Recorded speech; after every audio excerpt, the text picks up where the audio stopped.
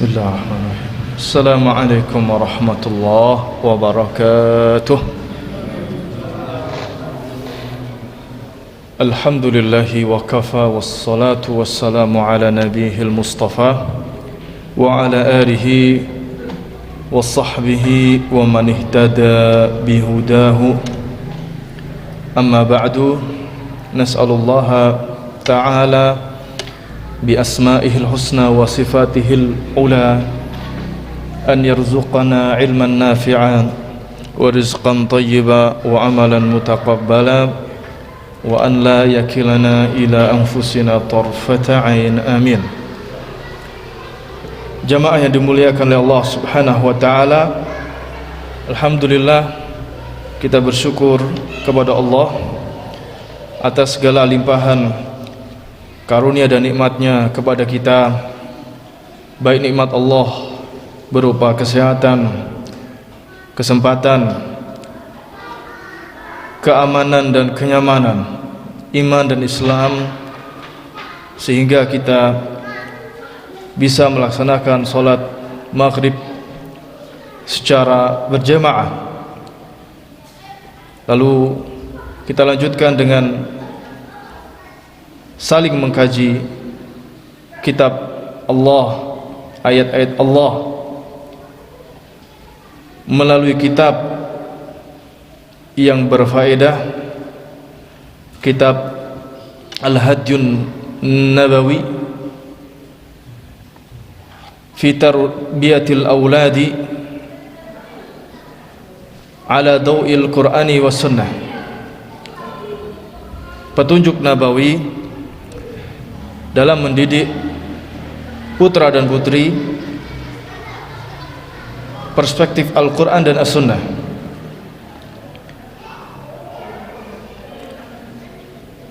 Pada pertemuan malam hari ini kita akan melanjutkan bagian, yaitu semangat para nabi dalam mendidik anak-anak mereka.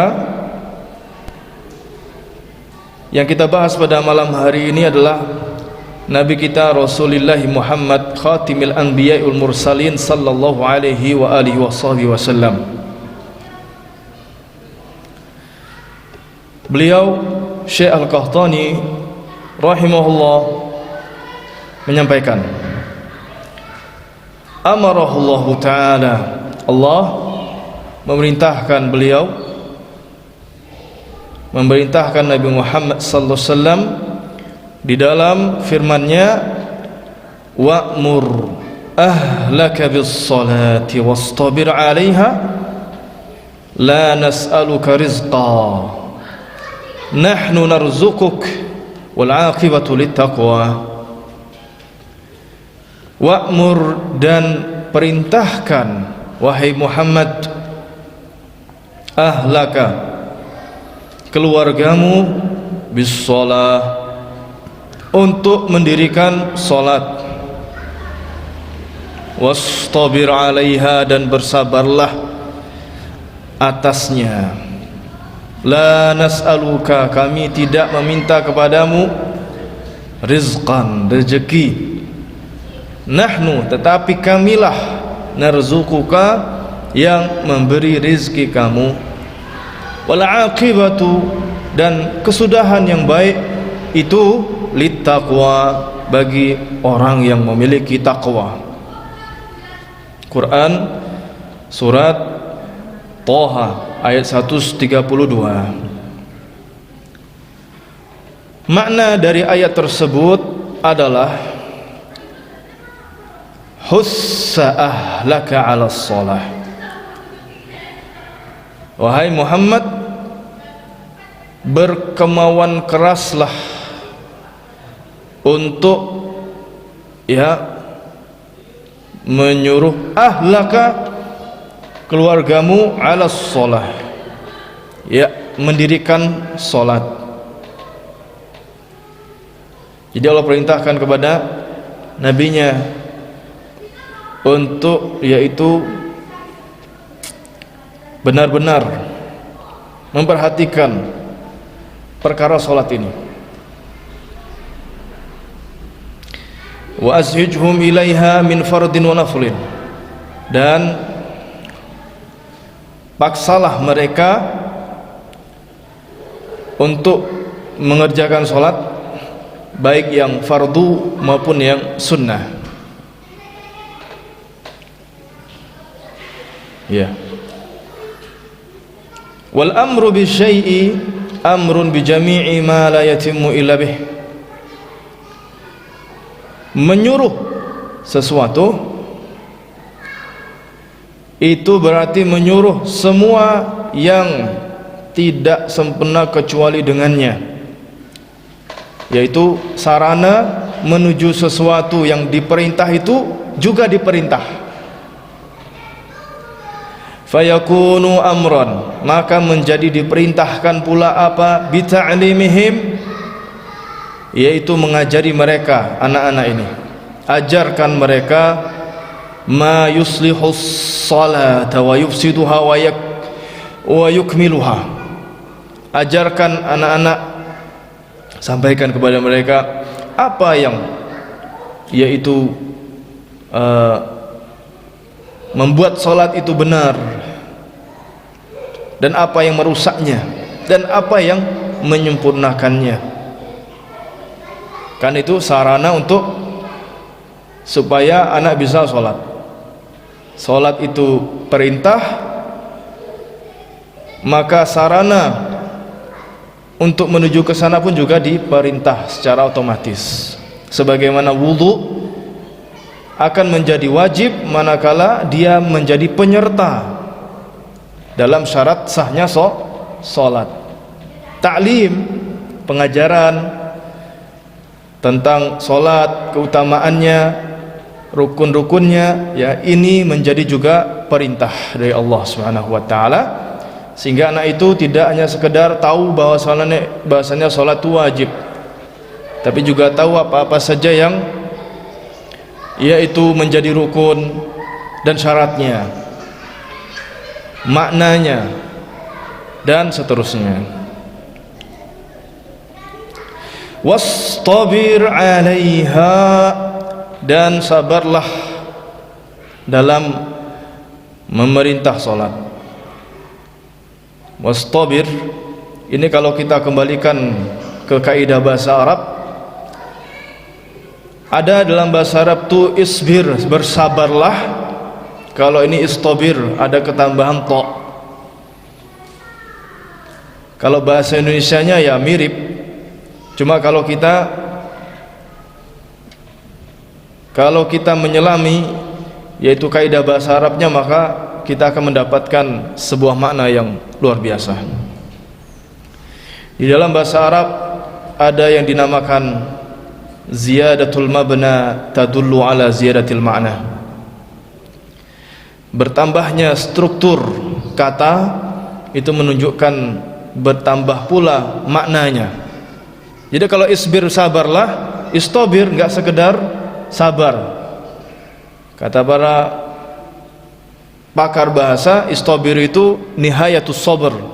Sabr, kesabarannya maksimal.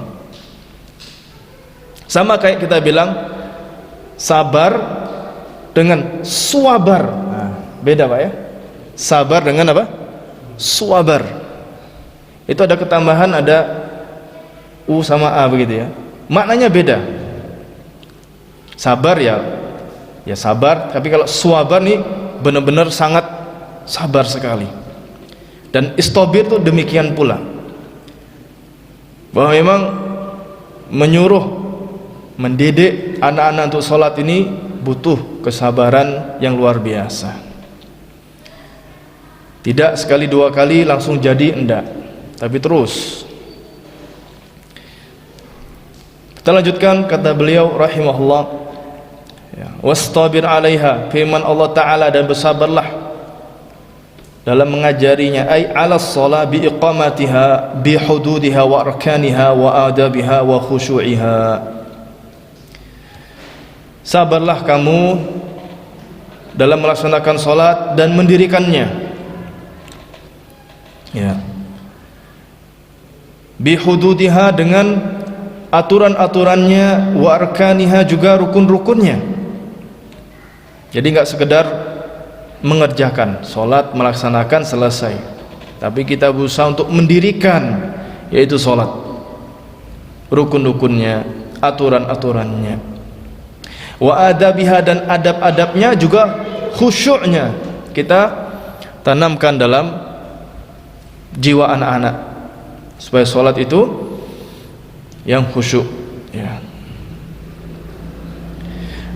Fa inna dzalika masyaqqun ala nafsi, karena perkara ini berat bagi jiwa nafsu, berat. Perkara ini berat bagi nafsu, yaitu orang tua mendidik anaknya ini untuk sholat, ya, bagi nafsunya itu berat.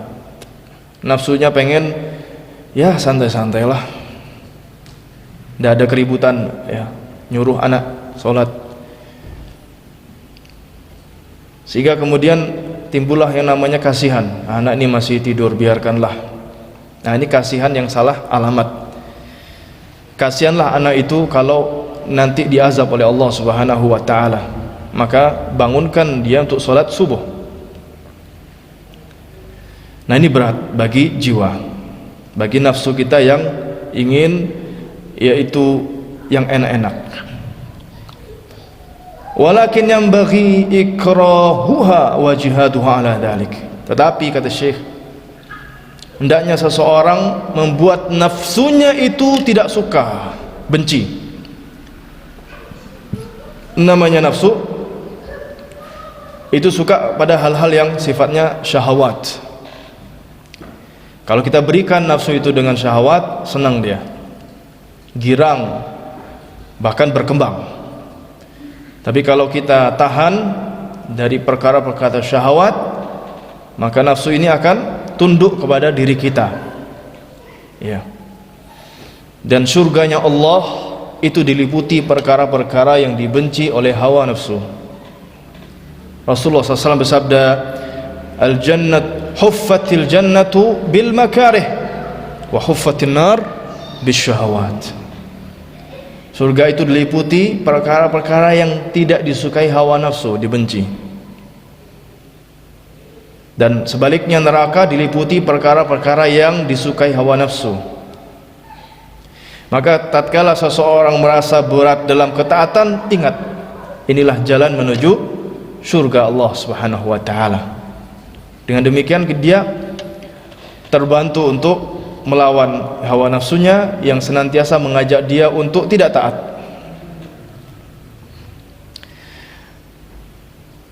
Kata para ulama, ya, ini bagian dari mendidik nafsu. Nafsu itu berat hanya di awal-awalnya saja. Orang kalau nggak terbiasa sholat berjamaah, oh berat. Lagi anak-anak di rumah istirahat, dipanggil untuk sholat maghrib, berat ini bagi yang tak terbiasa. Tapi kalau dia lawan, maksakan diri untuk pergi ke masjid, ya, nanti lama-lama juga terbiasa. Bahkan nafsu itu akan terkondisikan, sehingga kalau kita bilang nafsu, kamu nggak usah ke masjid, bilangnya apa? Nafsunya malah pengen ke masjid, ya. Sebab dia sudah kita latih, sudah kita latih. Baik, jadi kita harus sabar dan membuat nafsu kita itu marah, alias kita paksakan untuk taat kepada Allah. Wa jihadiha, dan sungguh-sungguhlah untuk melaksanakannya, ya. Was sabr ma'aha daiman, dan terus sabar daiman, selamanya, nggak ada batas. Jadi kalau ada orang bilang kesabaran ada batasnya, itu ya keliru juga. Sabar itu tidak ada batasnya kecuali kematian. Kalau kita merasa sulit, ya sudah sabar bagaimanapun, ya minta pertolongan dari Allah. Bukankah Allah Subhanahu wa ta'ala ajarkan doa supaya kita bisa sabar, sebagaimana diucapkan para bala tentara kaum muslimin di medan perang yang saat itu Nabi Daud bersama Talut melawan Jalut, lalu berdoa, Rabbana afrigh alaina sabran wa tsabbit aqdamana wansurna 'alal qaumil kafirin. Ya Allah, afrigh alaina sabran, buat kami ini bisa sabar ya Allah. Jadi berikan tempat di dalam hati kami ini kesabaran, ya. Masya Allah. Jadi yang namanya sabar itu perlu diminta kepada siapa? Allah Subhanahu wa ta'ala. Karena kita nggak mampu menghadapi ujian dan cobaan yang begitu beratnya kecuali dengan pertolongan dari Allah. Kalau kita hanya mengandalkan diri kita sendiri, ya kita ini apalah, lemah makhluk Allah Subhanahu wa ta'ala yang banyak kekurangan dan kelemahan. Maka jangan kepedean, aku bisa sabar menghadapi ini semuanya. Ya, ini dia tertipu dengan dirinya karena dia merasa yaitu bisa mengatasi masalah itu dengan sendirinya tanpa melibatkan Allah. Nabi SAW sebagaimana disebutkan di muqaddimah tadi, dalam doa zikir pagi dan petang beliau mengucapkan, ya hayyu ya qayyum bi rahmatika astaghits aslih li sya'ni wa la takilni ila nafsi tarfata ain. Wahai yang maha hidup, wahai yang maha berdiri sendiri, kepadamu aku mohon pertolongan, perbaiki urusanku semuanya ya Allah, dan jangan kau serahkan diriku kepada diriku sekejap mata pun. Karena manusia tidak bisa hidup tanpa pertolongan dari Allah Subhanahu wa ta'ala. Sekejap mata dia putus dari Allah, maka ini adalah kehancuran. Maka seseorang harus minta pertolongan kepada Allah untuk dikuatkan kesabarannya dalam menghadapi ujian dan cobaan. Fa innal abda, sesungguhnya seorang hamba, idza apabila aqama, mendirikan salatahu, salatnya, alal wajhil ma'muri bih, dengan cara yang sebagaimana diperintah, ya, alias enggak sekedar selesai mengerjakan salat, tapi benar-benar dia mendirikan salat sebagaimana diperintahkan. Salat itu adalah apa, kata Allah, wa aqimis salata li dzikri, dan dirikanlah salat untuk mengingatku. Ya, ini tujuan salat, supaya kita ingat Allah. Tapi kebanyakan kita salat malah ingat yang lain. Ya, ini perjuangan kita supaya mengembalikan salat ini pada fungsinya, itu untuk mengingat Allah Subhanahu wa ta'ala. Tapi bukan artinya kalau sudah ingat Allah berarti sholat. Ini keliru juga ini, karena pernah ada aliran yang berpemahaman seperti ini, yang dulu disebut dengan aliran Eling. Pokok kalau sudah ingat Allah, sholat, katanya sudah sholat, berdasarkan ayat tadi Quran surat Thaha, wa aqimis salata lidzikri, dan dirikanlah sholat untuk mengingatku. Ya, jadi ternyata dia ngutip ayat juga untuk membenarkan pemikirannya. Ya, di sini kita katakan bahwa dalam memahami agama tidak sekedar menukil ayat, tapi juga harus pemahamannya sesuai dengan apa yang diajarkan. Siapa yang memahami? Ya Rasulullah SAW, para sahabat. Adakah Rasulullah SAW dan para sahabatnya memahami ayat seperti yang Anda pahami, gitu ya? Nabi aja sholat sampai kakinya bengkak, nggak ada tuh, cuma ingat celing gitu, sudah selesai sholat, nggak perlu gerak. Na'udzubillahi min dzalik. Nah, jadi apabila seorang hamba benar-benar mendirikan solatnya sesuai dengan apa yang diperintahkan, kana lamma siwaha min dinihi ahfadu wa aqwam, maka selain solat itu lebih bisa dijaga dan lebih bisa diurus. Nah, jadi ternyata solat ini adalah barometer. Kalau solatnya baik, insya Allah urusan yang lain juga ikut baik. Inilah kenapa Allah perintahkan kepada nabinya, juga kepada umatnya tentunya ya, untuk benar-benar keluarga ini disuruh untuk menjaga yang namanya solat, karena ini poros. Kalau mereka benar-benar menjaga solat, insya Allah yang lain akan lebih mudah untuk dijaga, lebih mudah untuk kemudian diurus. Ya. Wa idza dayya'aha kana lamma siwaha adya. Kalau sebaliknya solat disia-siakan, maka selain solat lebih mudah untuk disia-siakan. Wong sama Allah saja berani, apalagi kepada selain Allah Subhanahu wa taala. Ini luar biasa. Jadi kita benar-benar perhatian untuk mengajak keluarga kita sholat terus, yang sabar, sampaikan doa, mohon kepada Allah, minta pertolongan kepada Allah, dibukakan hatinya untuk bisa sholat. Ya. Nah ini.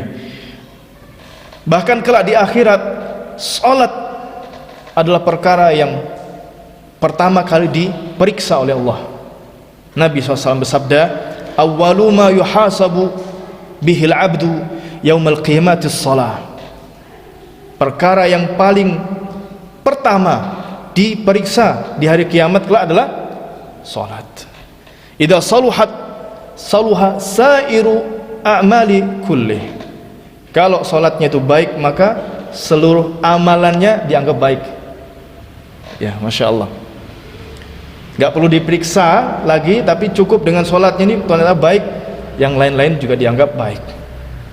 Tapi sebaliknya, wa idza fasadat fasada sairul a'mali kulli. Kalau sholatnya rusak, sholatnya bolong, gak hanya bolong-bolong Pak, tapi bolong, ya, banyak bolongnya. Ya, ini akan mempengaruhi ya, atau merusak amal-amal yang lain. Kasihan dia sudah sedekah, bahkan sudah umroh, haji, tapi nggak sholat, naudzubillah min dzalik. Bisa rusak semua ini. Sebab sholat adalah tiang daripada agama. Siapa yang mendirikannya, maka dia mendirikan agamanya kokoh. Dan siapa yang menghancurkan tiangnya, dia menghancurkan agamanya sendiri. Alias dia rugi dunia apalagi di akhirat.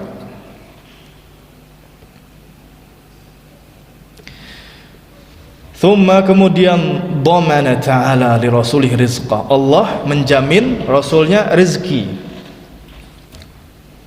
Wa alla yushghiluhu al-ihtimamu bihi an iqamati dinih. Supaya nabinya tidak sibuk ya urusan-urusan yang lain, yaitu dalam mencari rezeki. Fokuslah untuk menegakkan agama Allah. Allah menjamin rezekinya. Fokuslah untuk mengajak keluarga salat, ya tentu dari dirinya sendiri, maka Allah akan menjamin rezekinya.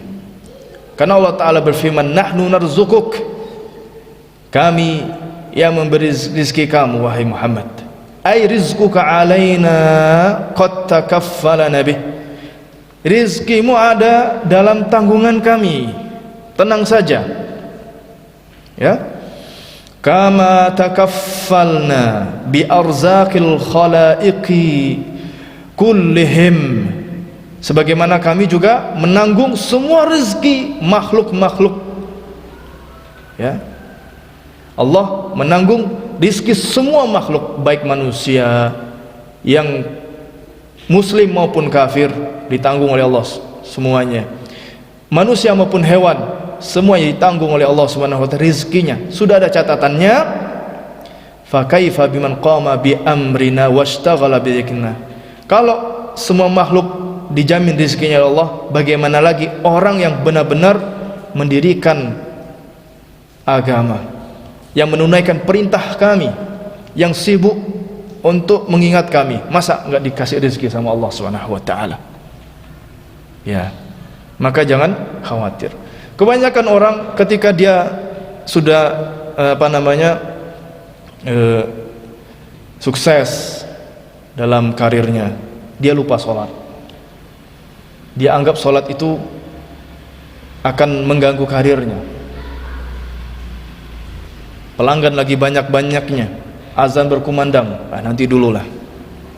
Lagi ada kesempatan nih, gitu. Dia kira salat itu akan mengurangi rizkinya. Na'udzubillahi min dzalik. Dan juga orang-orang yang ya kasihan kita, bahkan ya yang jualan kaki lima, kalau dipanggil pelanggan datang, tapi dipanggil Allah cueknya bukan main. Ya, ini siapa yang memberi rezeki? Apakah pelanggan ataukah Allah? Pelanggan itu Allah gerakkan hatinya. Ya, kita masya Allah memimpikan ya suatu saat di Indonesia, khususnya Malang ini, ketika azan berkumandang, toko-toko pada tutup untuk menunaikan sholat, sebagaimana di Makkah dan Madinah, masya Allah.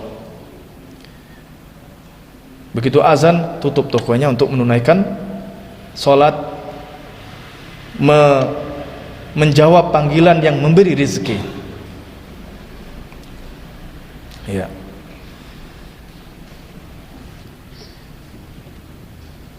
Jadi Allah Subhanahu wa taala menanggung rezeki orang-orang yang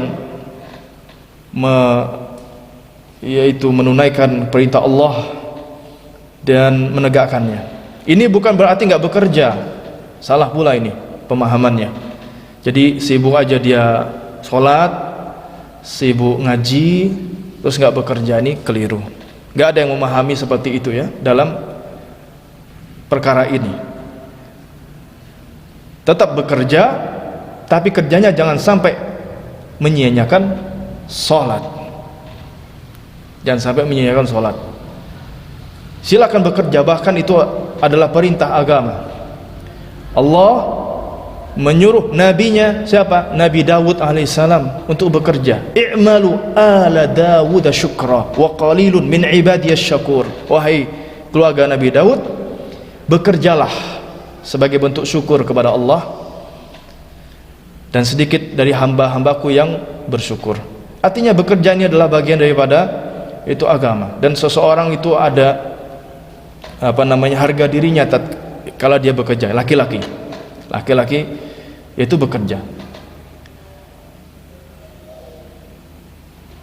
Pernah suatu kali di zaman Khalifah Umar bin Khattab radhiyallahu anhu, ada seorang pemuda yang hanya di masjid saja berdoa minta rezeki. Lalu Umar marah kepadanya, keluar dan bekerjalah, meskipun pekerjaan itu sederhana kecil. Fa inna samaa la tumtiru dzahaba wal fiddah, karena langit tidak akan pernah menurunkan hujan emas dan perak. Ya, bekerja. Jamaah yang dimuliakan Allah Subhanahu wa taala, wa rizqullahi amun lil muttaqi wa ghair.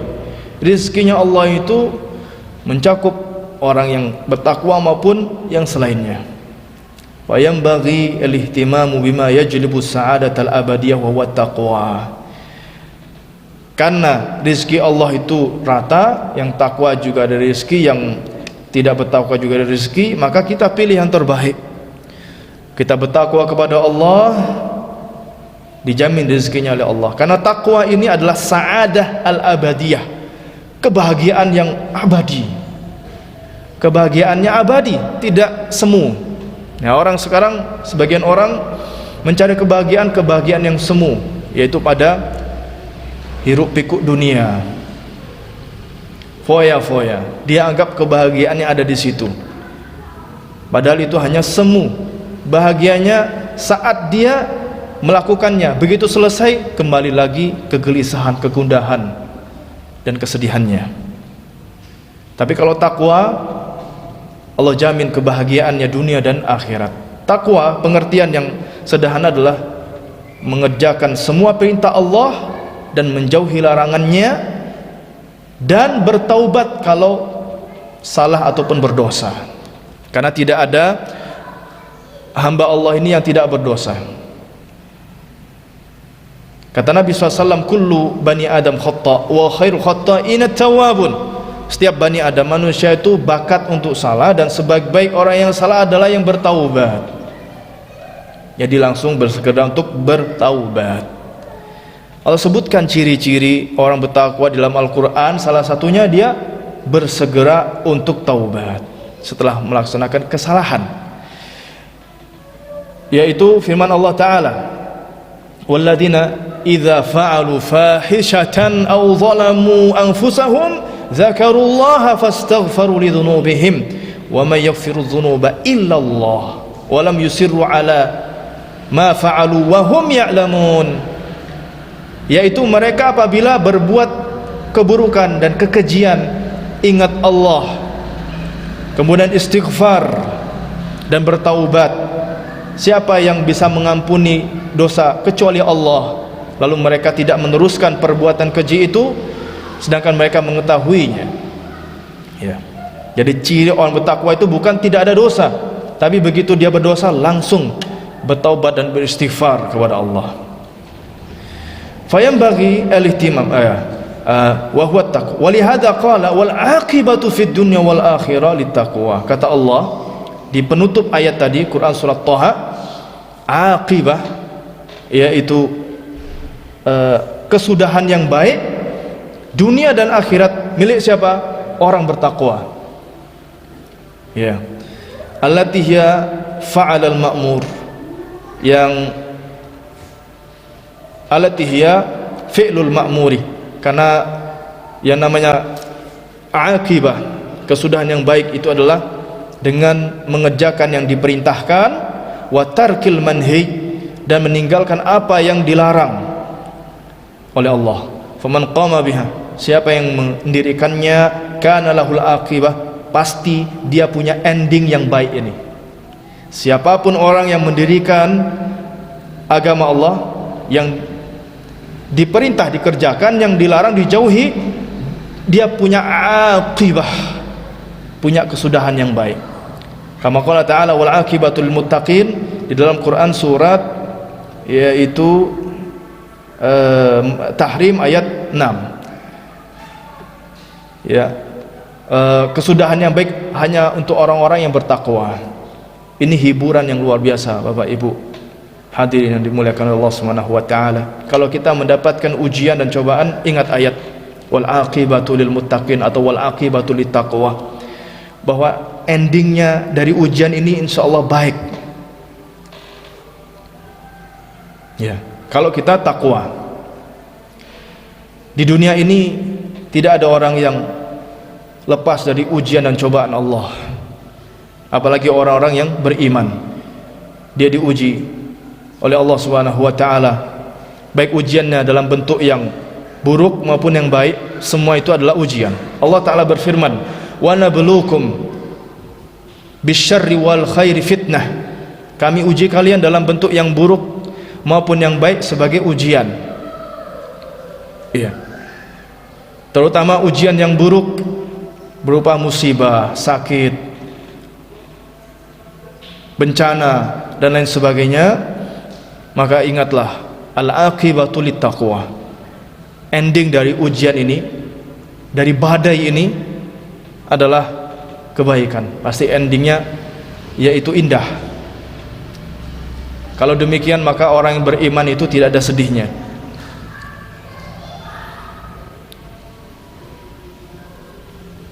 Nabi sallallahu alaihi wasallam ketika sakit beliau itu merasakan sakitnya seperti sakitnya dua orang.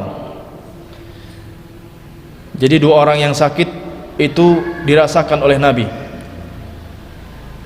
double, seperti sakitnya dua orang. Lalu dikatakan, apakah ini supaya menambah pahalamu wahai Nabi? Kata Aisyah, Nabi menjawab, iya. Jadi supaya melipat gandakan pahala beliau, sakitnya lebih yaitu seperti sakitnya dua orang. Wal aqibatu littaqwa. Kami punya rekan ya ustadz, diuji oleh Allah Subhanahu wa taala. Salah satu putranya itu pikun, ya pikun cepat pikun. Maksudnya pikun dini.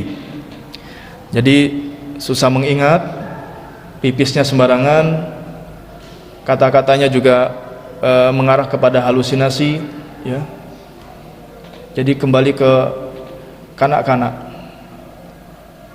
Usianya SD, sudah besar. Dan masya Allah, ya beliau hadapi apa? Dengan mengutip ayat wal aqibatu littaqwa, bahwa ending dari ini pasti yaitu baik bagi orang yang bertakwa. Syaratnya adalah takwa. Dan kita diperintah oleh Allah untuk senantiasa husnudzan, berbaik sangka. Kata Allah di dalam hadis qudsi, ana inda dhanni abdi bi, in khairan fa khair, in syarran fa syarr. Aku sesuai dengan prasangka hambaku terhadapku. Kalau dia prasangka yang baik, maka dia dapatkan hasil yang baik. Tapi kalau dia prasangka yang buruk, maka dia juga mendapatkan hal yang sesuai dia prasangkakan. Dan Allah Subhanahu wa taala berfirman, wa asa an takrahu syai'an wa huwa khairul lakum wa asa an tuhibbu syai'an wa huwa syarrul lakum wallahu ya'lamu wa antum la ta'lamun.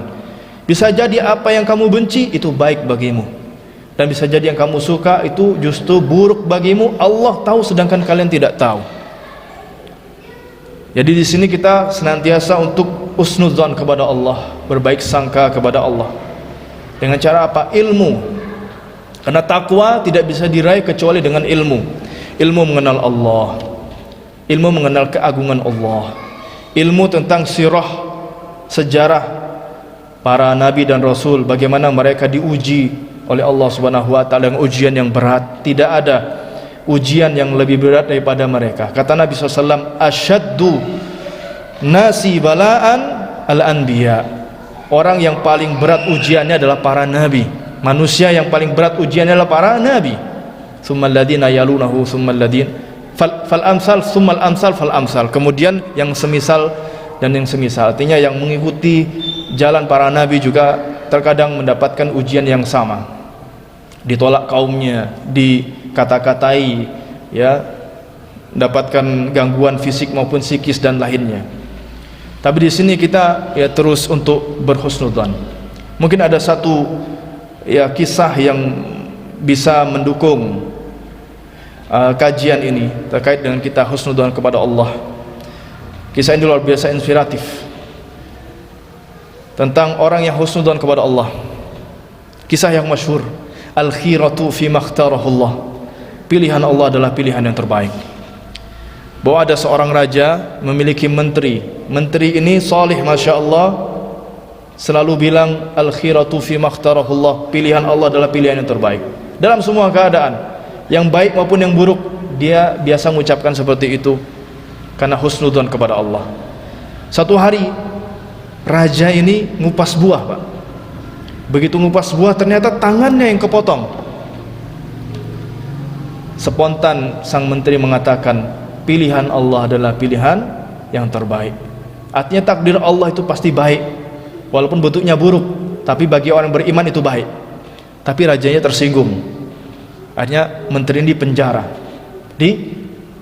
Ini musibah ini, orang di penjara, nggak melakukan kesalahan kriminal, enggak, hanya karena menyinggung. Raja kemudian memenjarakan menteri ini, dan spontan beliau mengatakan al-khiratu fi makhtarahullah, seperti biasa. Pilihan Allah adalah pilihan yang terbaik. Setelah di penjara, raja di kemudian hari berburu bersama prajuritnya. Saking asiknya masuk ke daerah lain, di situ yang menghuni adalah orang-orang paganisme yang biasa menumbalkan manusia untuk berhala-berhala mereka.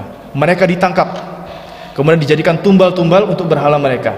Dan syarat pada hari itu tidak boleh ada cacat dalam tumbal mereka. Ternyata sang raja punya cacat, yaitu jarinya terputus, akhirnya dilepas. Dengan girang bukan main, dia pulang segera untuk membebaskan menterinya. Dan dia ceritakan apa yang terjadi. Dia tanya, wahai menteri, kira-kira apa hikmah dibalik kamu di penjara ini? Sang menteri bilang apa? Wahai raja, sekiranya engkau tidak memenjarakan aku, pasti aku akan ikut bersamamu berburu sebagaimana biasa, dan pasti aku akan ditangkap oleh penduduk setempat dan aku dijadikan tumbal. Al-khiratu fi makhtarahullah. Pilihan Allah adalah pilihan terbaik. Wal akibatu littaqwa. Kesudahan yang baik hanyalah untuk orang-orang yang bertakwa. Demikian bahasan kita, insyaallah kita lanjut atau selesai dalam bab semangat para nabi mendidik anak mereka dan beralih kepada orang-orang selain nabi, orang soleh seperti Luqmanul Hakim, istrinya Imran dan yang lainnya. Subhanakallahumma bihamdika asyhadu an la ilaha illa anta astaghfiruka wa atubu ilaik. Barakallahu fikum. Assalamualaikum warahmatullahi wabarakatuh.